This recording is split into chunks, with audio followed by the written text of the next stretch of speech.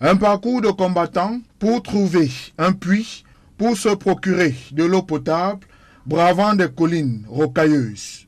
Tel est le quotidien des populations des quartiers Bilongué et Japoma dans l'arrondissement de Douala 3e. Les quelques robinets qui sont présents sont asséchés. La majorité des riverains de cette partie de la capitale économique ont d'ailleurs tourné le dos à l'entreprise de distribution d'eau, la Kamwata, le montant des factures n'étant plus supportable. Il n'y avait pas de l'eau après 3 ans, 4 ans, quand les gars n'étaient plus chauds pour renouveler les locations compteurs et tout. Et ils passaient donc maintenant, ils enlevaient les compteurs. C'est comme ça que nous sommes restés jusqu'au 2. On se bat avec les forages. La Kamwata, aujourd'hui, m'a apporté une facturation de 124 000 francs que j'avais l'entretien de compteur que je n'ai pas payé. Entre-temps, maintenant, on a dit qu'on devait enlever le compteur pour ne pas me surfacturer. J'ai dit, je préfère alors que vous enlevez votre compteur, vous partez avec. On a des problèmes depuis au moins 5 ans. Et les factures venaient quand même sous prétexte qu'on nettoie, c'est location de quoi, nettoyage de quoi. Après, à un moment donné, ils ont commencé à enlever les compteurs parce qu'on ne payait pas.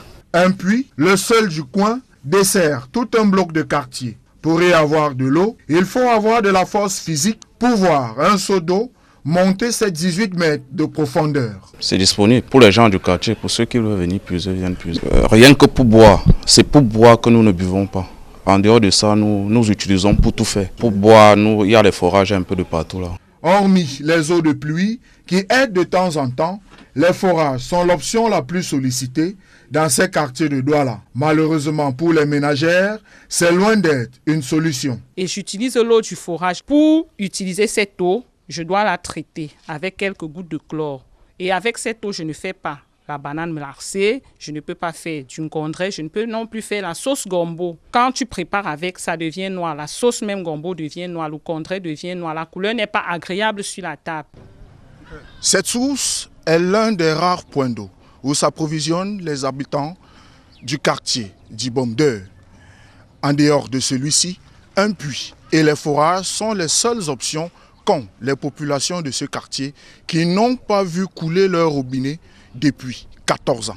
Depuis 14 ans, nous n'avions pas l'eau de la SNEC. Même ceux qui en ont, dont les voisins les plus proches, il faut être vigile. Donc, entre 2 heures, peut-être entre 20 heures et 2 heures, imaginez-vous, quelqu'un comme moi qui sort le matin doit vaquer à ses occupations, a des enfants à sa charge. Je n'ai pas d'eau. Notre Kamwata vient ici 1 fois par an ou 2 fois par an.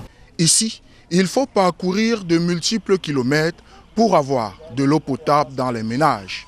On souffre vraiment. Quand maman nous envoie pour puiser l'eau, on pleure. Parce que voir la distance, aller puiser l'eau à l'eau, puis ce n'est pas bien. C'est vraiment dur puisqu'on parcourt les longues distances pour puiser l'eau et venir laver les habits. La qualité de l'eau laisse interrogateur dans ce quartier, également la disponibilité de cette eau. Ici, au quartier d'Ibom 2, à côté des populations en détresse d'eau potable, nous sommes Eddie Junior Aïssi, Anabil Aleke, Dani Warren 2.